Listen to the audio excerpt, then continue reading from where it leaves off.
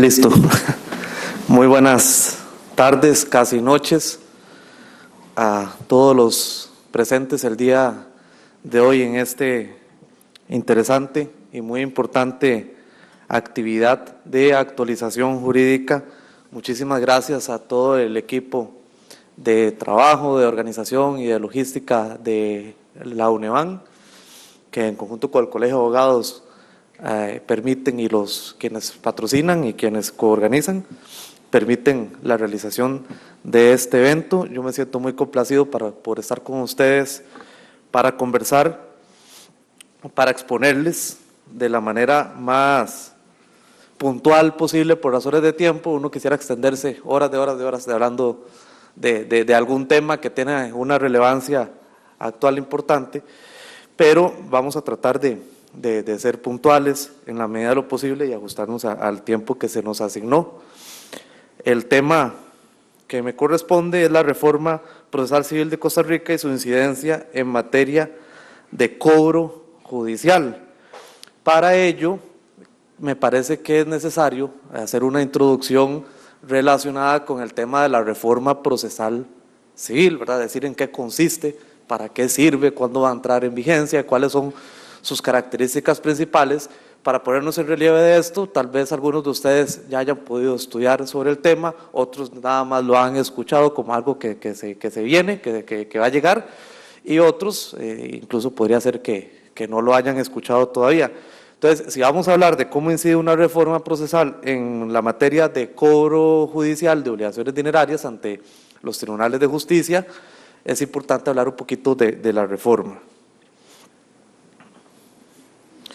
¿Y en qué consiste la reforma procesal civil de Costa Rica, en la que estamos ahorita inmersos?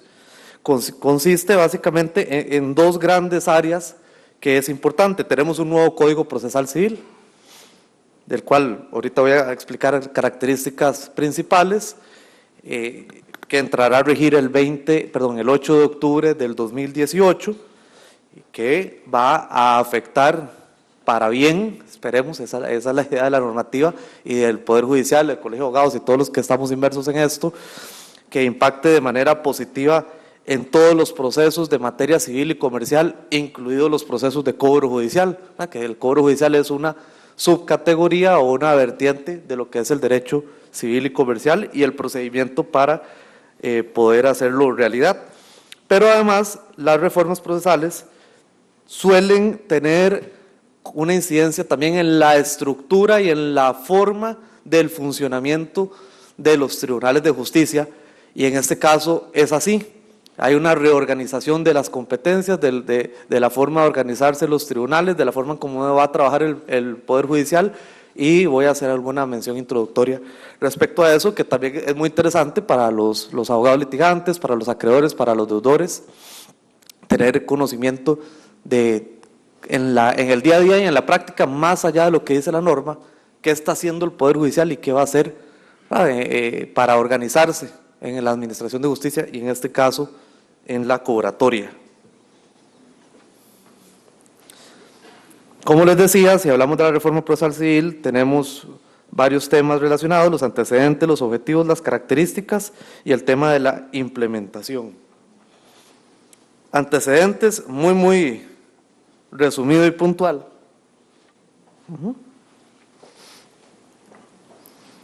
Tenemos en vigencia en este momento el Código Procesal Civil de 1989, en ese año se aprobó, entró a regir en mayo de 1990, perderá vigencia, como les indiqué, el 8 de octubre del 2018, y tenía algunas, tiene algunas características que resultan en alguna forma inconvenientes, ¿verdad? O no queridas a la hora de tramitar los procesos judiciales, como una complejidad innecesaria de normas y plazos. Uno en el Código Procesal Civil que hay plazos de 24 horas, de 3 días, de 5 días, de 8 días. Cuando existía el remate privado, antes de pasar a un remate sin postura, antes de la ley de cobro judicial, la norma estableció un plazo de 9 días para proponer un remate privado. Hay plazos de 10 días, de 15 días, de 30 días, etcétera, que es una complejidad innecesaria. A veces los plazos deberían ser más sistemáticos, y no confundir en ese aspecto.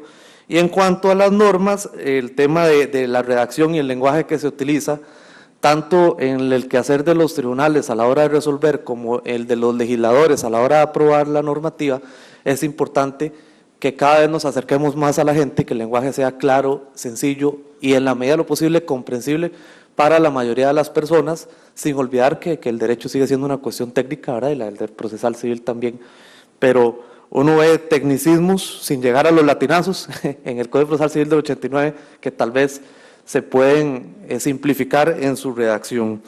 Un sistema escrito con oralidad limitada. En Costa Rica tenemos oralidad y procesos por audiencias en materia y por imposición de ley funcionando en este momento en materia contencioso administrativa, en materia penal, de alguna u otra forma en cómo se organizan los tribunales en materia agraria, en materia laboral de menor cuantía, en algunas áreas del derecho de familia también se está aplicando la oralidad, aunque no se tenga una normativa que la introduzca de una manera sistemática. Entonces, el proceso civil en la actualidad y hasta que entre la reforma sigue siendo un proceso escrito donde predomina la comunicación escrita entre las partes y el juez y las partes, con una oralidad limitada, que no es una oralidad sistemática desde el punto de vista ideológico, sino que simplemente se convoca una audiencia para cuando hay que practicar alguna prueba que amerite que alguien declare. A eso se limita la oralidad en materia civil en este momento, salvo la materia de cobro judicial y la materia monitoreo arrendaticia, que tienen dos leyes que establecen un procedimiento con audiencia oral, pero por eso sigue siendo algo limitado. Procesos judiciales innecesarios. Cuando uno observa en el Código Procesal Civil el proceso ordinario y el proceso abreviado, que son aquellos que debaten pretensiones y cuya sentencia adquiere autoridad de cosa juzgada material, uno ve que las diferencias son muy puntuales en cuanto a plazos, en cuanto a elimina la apertura de dos legajos independientes de pruebas en el proceso abreviado, y en el abreviado también se suprime por ley la posibilidad de alegar conclusiones, lo cual de por sí es fatal, porque cómo vamos a darle a la parte litigante, ¿verdad?, la posibilidad de concluir antes de que el juez dicte sentencia. Y en la práctica, si ustedes han tenido práctica en materia de tramitar procesos ordinarios abreviados, esas reducciones de etapas y en los días de los plazos no son verdaderamente significativas, puesto que un proceso ordinario abreviado indistintamente tardan años. Entonces uno no nota que exista una verdadera celeridad o agilización en la justicia. Todo el proceso abreviado en el nuevo Código Procesal Civil viene y se elimina. Solamente hay un proceso que produce cosa juzgada material, su sentencia, que es un proceso abreviado, para ponerles un ejemplo de que tenemos procesos judiciales innecesarios. Exceso de recursos e incidentes. Quienes desean atrasar el proceso, aunque sepan que no tienen razón en sus argumentos, aplauden el hecho de que una normativa procesal les permita presentar incidentes, recurso revocatoria, recurso de apelación por inadmisión, luego me adhiero a la apelación por medio de la apelación adhesiva, tiene casación, tiene revisión, y las resoluciones impugnables son muchas. Eso permite, reitero, que quien desea atrasar o entorpecer la marcha ágil de un proceso se valga de esa multiplicidad de recursos e incidencias para hacerlo, y es una característica del Código Procesal Civil del 89 que es inconveniente. Asistemático porque los códigos procesales modernos tienen una parte general que aplica para todos los procesos y luego una parte especial para regular cuestiones específicas de cada uno de los procesos que la ley contempla. El Código Procesal Civil del 89 mezcla una cosa con la otra. Por ponerles un ejemplo, dentro del proceso ordinario civil, el Código Procesal Civil del 89, el que tenemos vigente, regula la prueba, como si fuese algo propio, ¿verdad?, del proceso ordinario civil. Pero en realidad el tema de la regulación de la prueba es aplicable a todos los procesos y no nada más al ordinario. Y entonces eso a veces confunde, porque los abogados y los jueces nos tenemos que poner a definir si todo lo que regula el proceso ordinario sobre la prueba es aplicable a todos los procesos o si tenemos que hacer restricciones o reducciones en su aplicación por tratarse de procesos sumarios o sumarísimos, etc. El tema de la prueba es un tema general, no tiene que ser propio de un proceso. El tema de las medidas cautelares tiene que ser un problema general y no es propio de un solo proceso.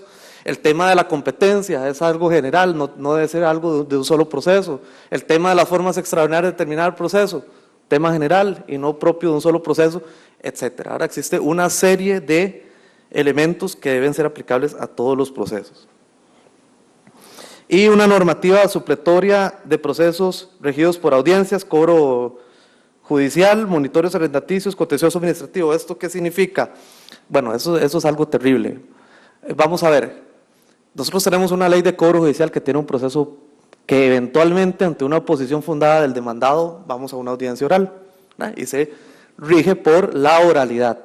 En materia de monitoreo arrendaticio tenemos una ley de monitoreo arrendaticio que también, de manera supletoria, el Código Procesal, la materia contencioso administrativa, el CPECA, el Código Procesal Contencioso Administrativo, también tiene oralidad, y la normativa supletoria, al igual que en los otros casos que les estoy mencionando, es el Código Procesal Civil, pero eso es un problema funcional terrible.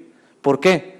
Porque es normativa para procesos específicos o competencias específicas con oralidad que le rige supletoriamente un proceso que no se rige por la oralidad. Entonces, es algo completamente asistemático. Existió mucha crítica que se hiciera una ley para cobro judicial y una ley para desahucios por causales específicas con el monitoreo arrendaticio con oralidad y con proceso por audiencia, y que le aplicara supletoriamente un proceso que para nada se rige con la oralidad. Evidentemente, con esto, ¿qué es lo que les quiero decir?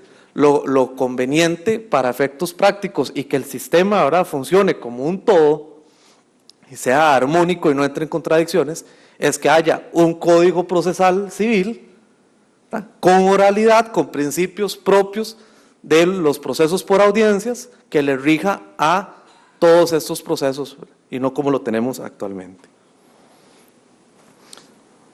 El Código Procesal Civil nuevo fue aprobado por la Asamblea Legislativa el 1 de diciembre del 2015. El 3 de febrero el Ministerio de Justicia, el Ministerio de la Presidencia y la Presidencia de la República lo suscribieron y lo confirmaron como ley de la República.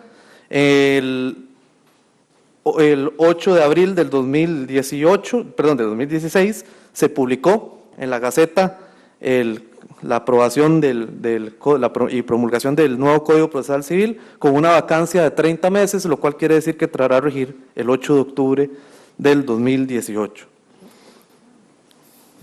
Objetivos de esta reforma. Bueno, queremos justicia pronta, creo que todos los queremos, salvo los que quieran valerse más bien de un proceso con trabas para que sea dilatada. ¿Cómo se logra esto? Se logra en parte por reducir la posibilidad de incidencias y recursos, que era algo que yo les mencionaba. Se logra a través de la concentración. ¿Y qué es la concentración? Que es un subprincipio de la oralidad. Realizar audiencias orales donde podamos realizar una serie de actividades que en un sistema escrito teníamos que realizar separadas en tiempo, una tras otra.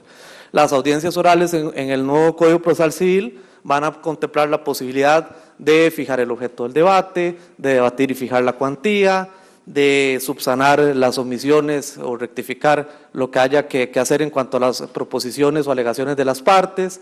Vamos a resolver cuestiones de medidas cautelares que quedaron pendientes, incidencias de nulidad, sanear el proceso, darle audiencia oral a la parte actora sobre las excepciones del demandado, resolver por el fondo y practicar prueba eventualmente sobre excepciones procesales. Luego vamos a rechazar o admitir la prueba sobre el fondo del conflicto. Si es un proceso de una o sola audiencia, vamos a practicar la prueba de una vez. Si es un proceso de dos audiencias, vamos a programar la prueba para una segunda audiencia. Vamos a emitir conclusiones, darle la posibilidad a las partes de emitir sus conclusiones y al finalizar la audiencia que el juez dicte sentencia. En un proceso eso se podría realizar, si es en un proceso de una sola audiencia, en un solo día, todo eso que acabo de decir. En un proceso de dos audiencias, dependiendo de cómo se manejen las agendas, se intentaría que la segunda audiencia se programe 15 días, 22 días, un mes. El Poder Judicial está trabajando para que tengamos suficiente infraestructura para que, por problemas de agenda, ahora no tengamos que señalarla a la segunda audiencia dentro de un año, que sería, entonces uno dice, ¿para qué oralidad si no tenemos la capacidad, ¿verdad?, de convocar audiencias en un tiempo razonable y decente? Yo diría decente, ¿verdad?, para efectos de la administración de justicia. En un sistema escrito habría que hacer Todas esas actividades que acabo de mencionar, una por una, se me olvidó la conciliación. En la audiencia también vamos a concentrar la posibilidad de que las partes concilien. Tenemos que realizar una por una, resolviendo por escrito, las partes notificándoles, las partes gestionando por escrito, el juzgado viene y sigue y resuelve otra vez, tiene que notificar, la parte gestiona y en eso nos comemos un montón de tiempo. La calidad de la justicia también tiene que ver esto con los procesos por audiencias y con la oralidad. En parte, lo que pretende el nuevo Código Procesal Civil es que los tribunales se especialicen. Les puedo adelantar, por ejemplo, que actualmente en materia de cobro judicial en el país tenemos únicamente 5 juzgados de cobro especializados. 3 en San José, en el primer circuito, 1 en Goicoechea para el Estado y 1 en Cartago. Heredia también tiene una división interna que yo creo que menor cuantía y cobro judicial sería como un 6º juzgado especializado. En el resto del país, donde hay juzgados cobratorios, comparten la materia cobratoria con otras materias, ¿verdad? Ven menor cuantía, a veces ven pensiones, a veces ven tránsito, a veces ven contravenciones. Y está comprobado, por lo menos es la tendencia, además de estar comprobado, que la especialización de los jueces y de los técnicos judiciales tiende al mejoramiento en la administración de justicia, junto con otros factores, porque no es lo mismo estar conociendo, ¿verdad? y conocer del derecho en diferentes materias, en varias materias a la vez, que estar trabajando y especializarse solo en una. La inmediación definitivamente, la calidad de la justicia se mejora cuando el juez está frente a las partes y no cuando es un expediente escrito donde el juez lo único que ve son documentos y sobre esa base falla. En un proceso por audiencias y con inmediación, el juez, las partes y los abogados y la prueba todos interactúan en un solo momento. Es más fácil controlar también lo que los jueces están haciendo y comprometerlos a que lo hagan de una mejor manera cuando se está de frente, ¿verdad?, que cuando se gestiona por escrito, y muchas veces los justiciables y los abogados conocieron el nombre del juez en un sistema escrito, pero nunca supieron quién es, ¿verdad?, ni tuvieron la posibilidad de expresar algo que fuera relevante para los intereses del proceso. Y en cuanto a la humanización de la justicia, tiene que ver con esto, también tiene que ver con la calidad de la justicia y la humanización con un tema de publicidad de las audiencias orales, que viene de la mano con la oralidad, la inmediación y la concentración, en el sentido de que también el público general pueda asistir a las audiencias y pueda de alguna forma observar y controlar cómo es que se administra justicia a la hora de realizar debates, ¿verdad?, y de realizar audiencias, y al mismo tiempo eso va de la mano con un aspecto de transparencia en la función jurisdiccional, porque también los juzgados permiten, ¿verdad?, que los medios de comunicación y que las personas usuarias y que el público en general observe cómo es que se desarrollan las audiencias y cómo es que se deciden los casos. Algunas características, aquí yo las limité a lo que fuera más relevante para materia cobratoria. Bueno, una estructura sistemática, fue algo de lo que dije ahora que tenemos un problema con el código actual. Con el código nuevo vamos a tener una parte absolutamente general aplicable para todos los procesos y una parte especial donde, ¿qué vamos a hacer con el monitoreo dinerario, por ejemplo? Únicamente regular lo que es específico del monitoreo dinerario y todo lo general está en la parte general del código y aplicable a todos los procesos. Simplificación normativa, vamos a hacer normas que no sean innecesariamente extensas, que su terminología sea clara y sencilla, también que sean más fáciles de recordar, porque en el nuevo código vamos a tener, por ejemplo, un artículo relacionado para la prueba, y ese artículo se va a dividir en el artículo 41.1, 41.2, 41.3, 41.4 y 41.5, y así sucesivamente para regular la admisibilidad, la carga de la prueba, la práctica de la prueba, etcétera. Y en ¿eso en qué nos ayuda? Nos ayuda un poquito a la memoria, a veces, para ubicar más rápido las normas, porque entonces yo me acuerdo que prueba en materia procesal civil, artículo 41, y no como lo tenemos actualmente, que la prueba está regulada desde el artículo 316 hasta el artículo 418, casi en 100 artículos, y si entonces yo quiero recordarme dónde está la práctica de la prueba, me pierdo más. Es mejor un código que tiene un artículo por tema, y eso nos ayuda a ubicarnos más fácilmente, o en el índice o a través de la memoria y la práctica. Procesos de conocimiento por audiencias, que era lo que decíamos, la oralidad introducida en todos los procesos civiles, la censura al abuso procesal, hay que buscar la forma, y el código lo hace, de que el juez bien capacitado y que haga uso consciente de su función, censure el abuso procesal de las partes, denegando y rechazando sin una responsabilidad ulterior cuando se cumplen los presupuestos para ello, gestiones que lo único que quieren es entorpecer o dilatar el curso del proceso. Oralidad combinada con escritura. El hecho de que tengamos oralidad y un proceso por audiencia no significa que todos los actos tengan que ser orales. En materia civil es complicado plantear demandas de manera oral o contestarlas.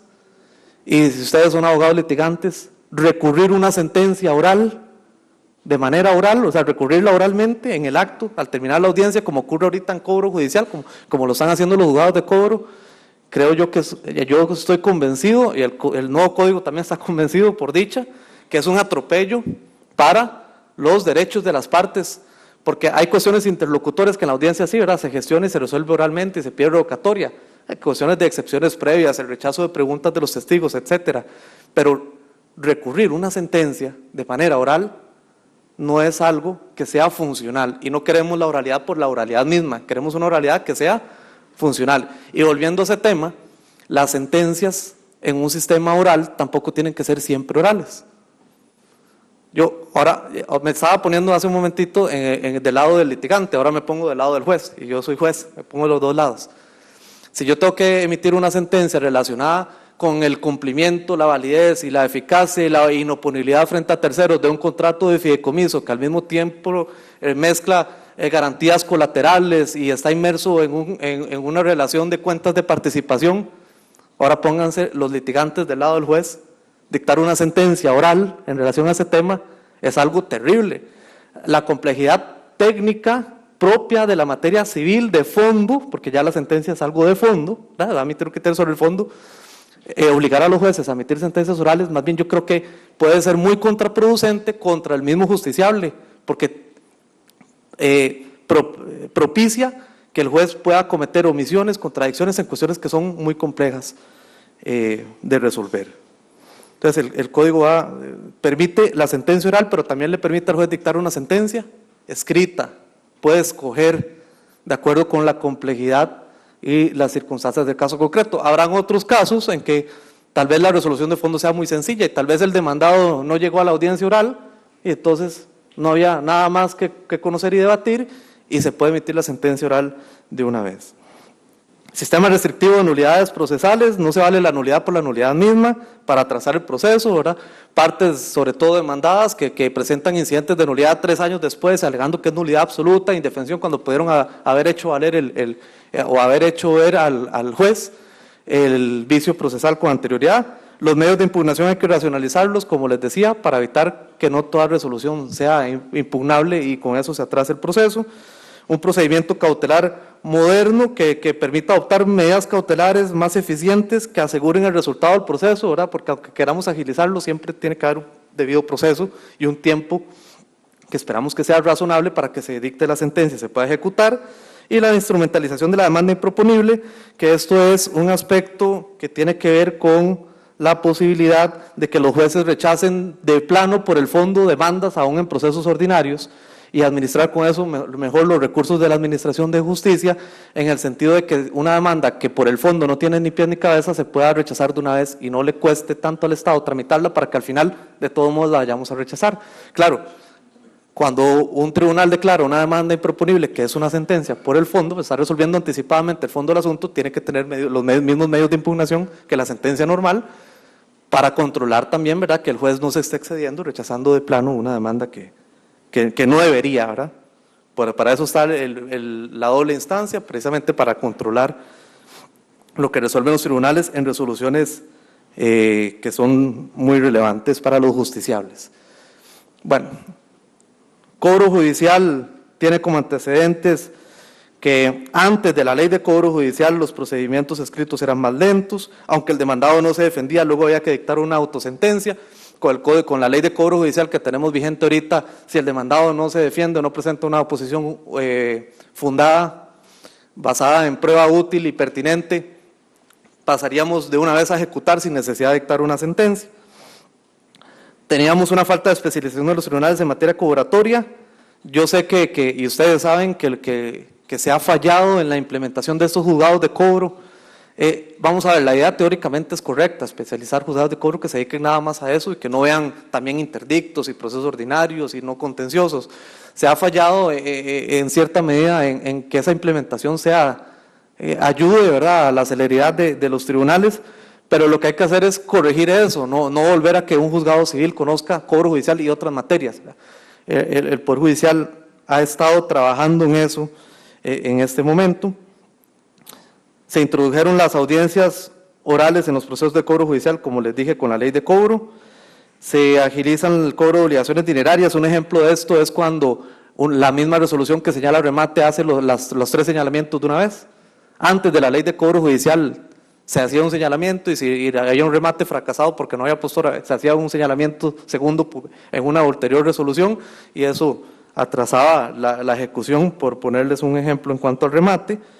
La ley de cobro judicial entró a regir el 20 de mayo del 2008 y es importante como un antecedente en todo esto de la materia de cobro judicial y por qué estamos ligando el cobro con el nuevo Código Procesal Civil, porque el nuevo Código Procesal Civil deroga la ley de cobro judicial, lo cual quiere decir que los procedimientos de cobro y su parte general también regresa a un fenómeno recodificador que es a un solo código procesal que también incluye la materia cobratoria.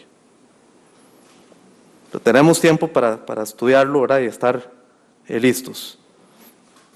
Impacto de la reforma procesal civil, esto lo voy a... Vamos a ver por qué se pegó, ya. Lo voy a omitir por razones de tiempo. Ahora, entrando en materia, no lo voy a omitir, perdón, más bien lo vamos a ver. Sobre la competencia, como les decía, la competencia de los procesos de cobro judicial que actualmente, y van a seguir así con la reforma, son los monitorios dinerarios, las ejecuciones prendarias e hipotecarias, y ojo que hay un tema ahí pendiente con la ley de garantías mobiliarias y la ejecución judicial de garantías mobiliarias, que eso está pendiente de determinar si los juzgados competentes son los juzgados de cobro, pero bueno, se especializan juzgados de cobro judicial con el nuevo código y su implementación, como les decía, para que se dediquen únicamente a esa materia en todo el país y no solo como lo tenemos actualmente, y pasarán entonces de ser 5 juzgados especializados en el país a 17.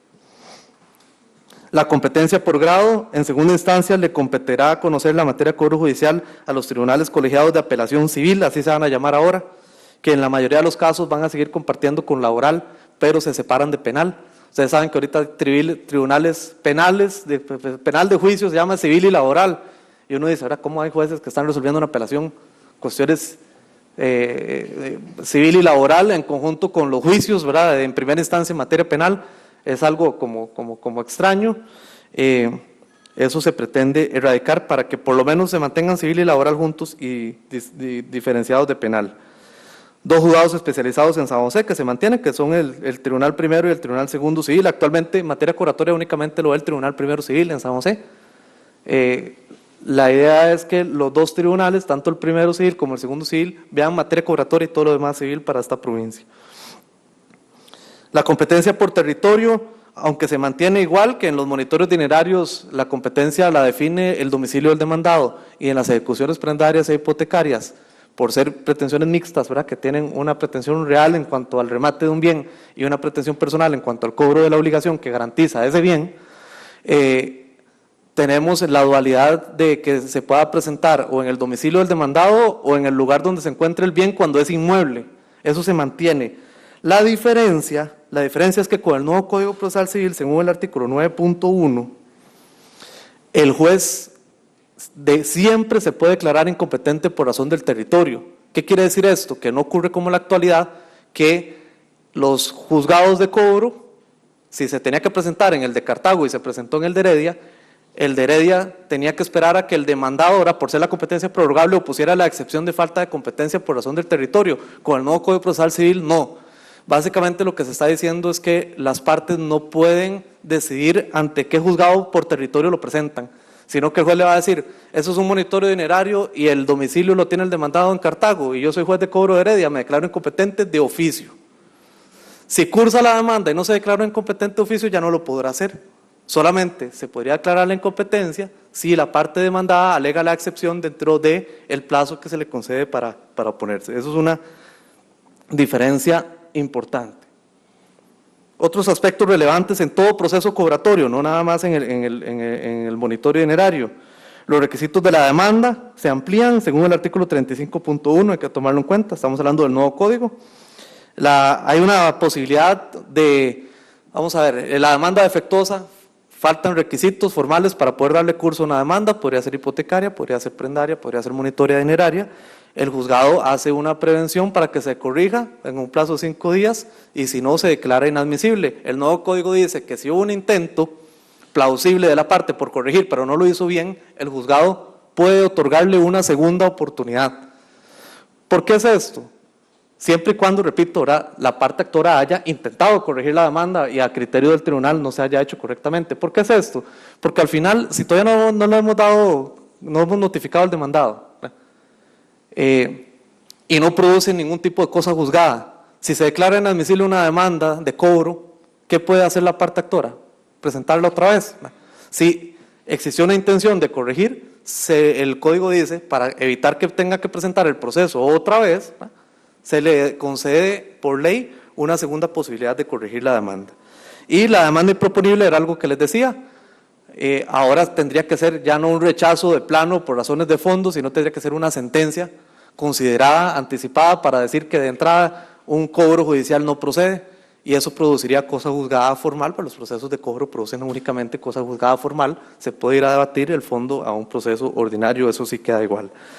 En cuanto al embargo, se mantiene que el título, en el artículo 86.2, se mantiene que el título ejecutivo permite embargar bienes al demandado sin necesidad de garantizarlo. Si no es título ejecutivo, pero sí título monitorio, se puede pedir un embargo preventivo garantizando la medida cautelar que se solicita.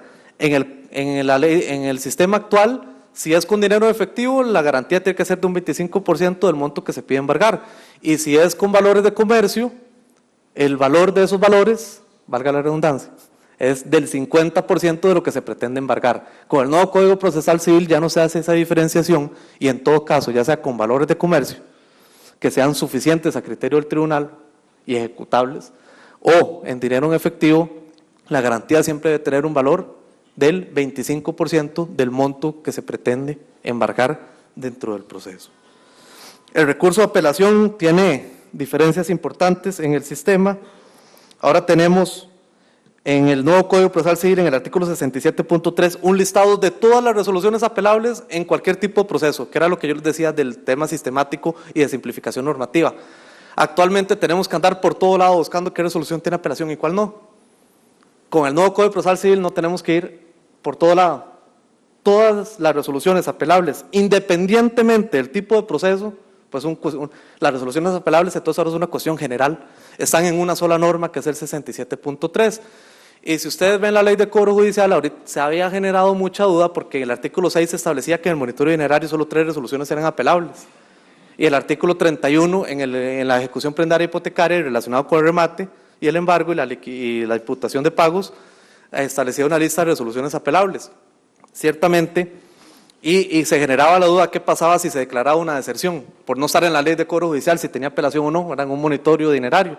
O qué pasaba si se declara una nulidad absoluta dentro de un monitorio dinerario. Porque el criterio simplista era, como la ley de cobro judicial no dice que es apelable, entonces no tiene apelación. Lo que pasa es que, ¿qué es lo que sucede? Es que la ley de cobro judicial nunca ha regulado, no regula, porque todavía está vigente, la parte general de los procesos cobratorios. Lo que regula es la parte específica del trámite del proceso, pero no regula nada sobre la deserción, no regula nada sobre la nulidad, no regula casi nada sobre la prueba y la práctica de la prueba, cómo se practica la prueba, etcétera. Entonces, ahora el artículo 67.3 establece las resoluciones apelables aún para procesos cobratorios. Amplía la gama de resoluciones apelables para procesos cobratorios, que era lo que les decía, por lo menos literalmente.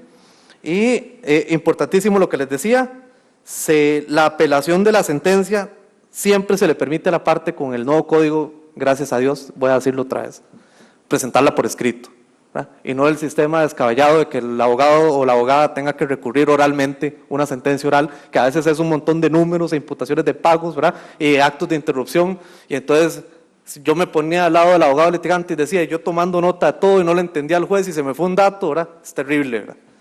Escuchar una sentencia oral y apelarla oralmente, lo voy a decir otra vez, perdónenme, es terrible. Y la apelación de la sentencia, se elimina la apelación adhesiva. La apelación adhesiva es aquella que yo como parte actora pedí 10 millones y me concedieron 5, entonces digo, me va a quedar quietico, si no apela el demandado, prefiero parar para que no se me atrase, prefiero ejecutar los 5 en lugar de apelar los 10 y que se me atrase. Y si apelaba al demandado, entonces yo me podía adherir y decir, bueno, el demandado apelaba para que le quitaran toda la condena y yo me adhería para que me la subieran a 10, eso se elimina. La especulación se elimina. Ahora que el nuevo Código Procesal Civil, al quitar la apelación adhesiva, le dice a las partes, si usted no está conforme con la sentencia, por algún motivo tiene que apelar de una vez y no esperar a ver qué hace el otro. Eso ya no existe en la legislación. La emisión de la sentencia puede ser oral o escrita, como les decía, pero en todo caso, el artículo 61.1 dice, en todo caso, la sentencia debe transcribirse y entregada por escrito a las partes. Bendita norma también. Bendita norma para que el abogado o la abogada se pueda sentar y en el plazo que se le concede para apelar, la revise el documento escrito, ¿verdad? Y sobre esa base formule el recurso de apelación. Excelente.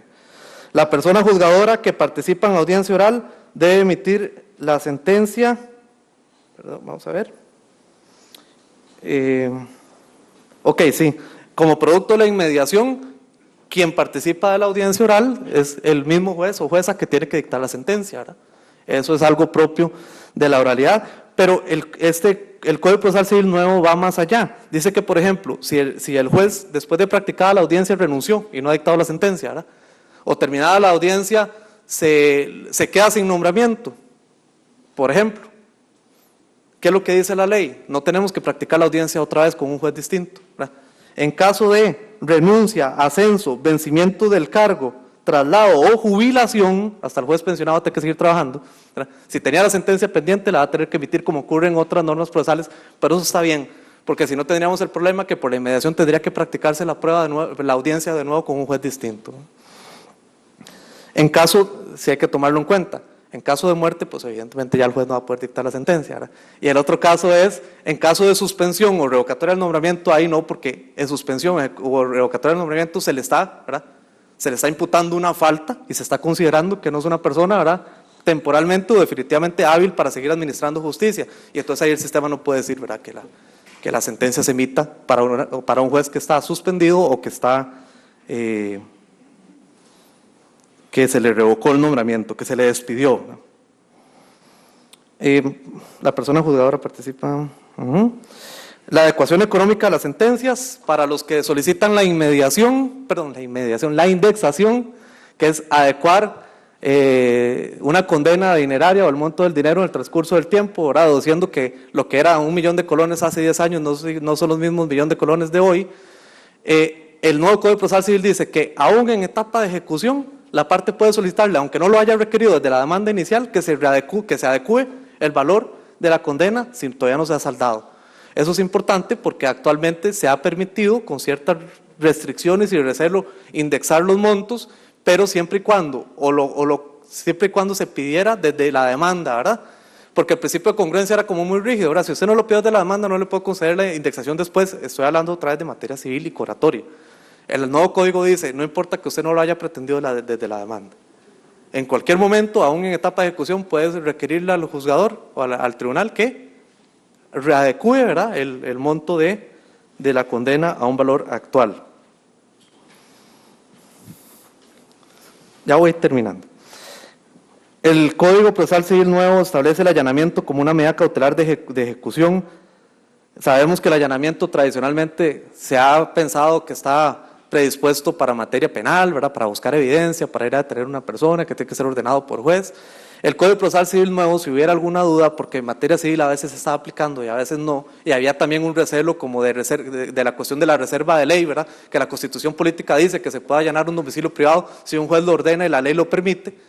Entonces, como no, el Código Procesal Civil ni la Ley de Cobro Judicial lo decían expresamente y solamente había algo ahí para materia arrendaticia, ¿verdad?, de que en caso para hacer el lanzamiento se podía ingresar a la fuerza. El Código Procesal Civil nuevo tiene una norma, otra de general, que es el 137, que dice que los jueces pueden ordenar para ejecutar acuerdos y pronunciamientos, pueden ordenar, si fuese necesario, el allanamiento. Entonces ya se habilita por ley y eso es útil, ¿verdad? Para un montón de cuestiones. Puede ser útil para practicar un embargo, puede ser útil para hacer un reconocimiento judicial cuando la persona impide el ingreso, puede ser útil para adoptar una medida cautelar, puede ser útil evidentemente para una puesta en posesión, etc. En cuanto al remate, ahora los intervalos de los 3 señalamientos, el código lo que dice es que no deben ser menores a los 5 días. Actualmente en la ley de cobro indica que con intervalos de 10 días, entonces incluso se puede agilizar un poquito más. Para su celebración es necesario publicar, dice el 159 y 161, el edicto y que transcurra al menos desde la primera publicación y desde la notificación a todas las partes 5 días de antelación.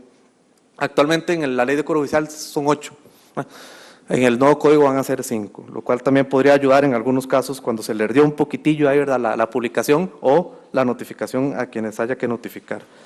Y les recuerdo que la parte general del Código Procesal Civil ahora sí rige para los procesos cobratorios en temas como ¿qué? Como principios, sujetos, actividad procesal, resoluciones judiciales, audiencias orales, prueba, formas extraordinarias de terminación del proceso, tutela cautelar, normativa procesal internacional, etcétera, ¿verdad? Y ahora sí es sistemático, ¿verdad? Es una parte general que está diseñada para complementar los procesos por audiencias con inmediación, tal y como la hemos venido exponiendo. Sobre el proceso monitorio dinerario, el emplazamiento ahora de la resolución intimatoria para pagar o para oponerse va a ser de 5 días y no de 15 con el nuevo código, importante. Se reduce también el tiempo para que el demandado se defienda, lo indica el artículo 110.2. La excepción de pago solo se admite en el proceso monitorio dinerario cuando se compruebe por escrito, lo dice expresamente el 111.4. Cuando uno ahora la ley de cobro judicial dice pago, no dice que tenga que ser vía documental, ¿verdad? El monitoreo ordinario dice, si usted no lo puede mostrar por escrito, vaya al ordinario, ¿verdad? Pero el pago únicamente lo puede alegar cuando se encuentra acreditado por escrito. La emisión oral o escrita de la sentencia, que por eso lo propuse al propio por segunda vez, por tercera yo creo, porque es algo muy importante, y la apelación escrita siempre, ¿verdad? Y no obligar a los abogados a impugnar oralmente. Y en el de ejecución prendaria hipotecaria, muy importante, en la ley de cobro judicial actualmente tenemos la ley de cobro judicial actualmente le permite, creo que en el artículo 10, 11, por ahí, le permite a la parte demandada alegar prescripción, pago o falta de exigibilidad de la obligación, pero no establece en qué plazo. Entonces se generaba, ¿verdad?, la duda de si era hasta que se realizara el remate del bien o hasta que se aprobara en firme el remate del bien, etcétera. El nuevo código dice, si la parte demandada, eso está en el artículo 168, si la parte demandada va a alegar en un prendario, un hipotecario, falta de exigibilidad, pago o prescripción, tiene que hacerlo dentro del plazo de 5 días desde que se le notifique. Entonces es un plazo más restringido para que no lo venga a alegar después y ya hay claridad en su aplicación. Y básicamente eso, porque otras cosas del embargo y el remate que yo dije también le aplica evidentemente al tema de los hipotecarios y prendarios. Ahora, pregunta para finalizar. ¿Se aplica este proceso, el de ejecución prendaria hipotecaria, para la ejecución de garantías mobiliarias? Cuando uno va al artículo 69 de la Ley de Garantías Mobiliarias, que haciendo un mini resumen, la prenda se despedazó, ¿verdad?, y se dejó nada más para vehículos, buques y aeronaves, y todo lo demás que son garantías sobre bienes muebles y sobre bienes intangibles, o sobre un inventario de una empresa, o sobre la empresa en sí misma, o sobre facturas por cobrar, o sobre contratos pendientes a favor de una persona, todo eso que se quiera dar en garantía, ahora va a entrar dentro de la categoría de garantía mobiliaria y le aplica esta ley especial. Pero el artículo 69 de esa ley únicamente dice que si esa ejecución no se pactó para realizarla extrajudicialmente, se realiza judicialmente, pero no de acuerdo con la ley procesal respectiva, algo así dice. O sea, no dice qué proceso. Y cuando uno va a la ley de cobro judicial actualmente o al nuevo Código Procesal Civil, no hay un proceso que diga proceso judicial de ejecución de garantías mobiliarias y se establezca el trámite. Entonces, ¿qué hacemos?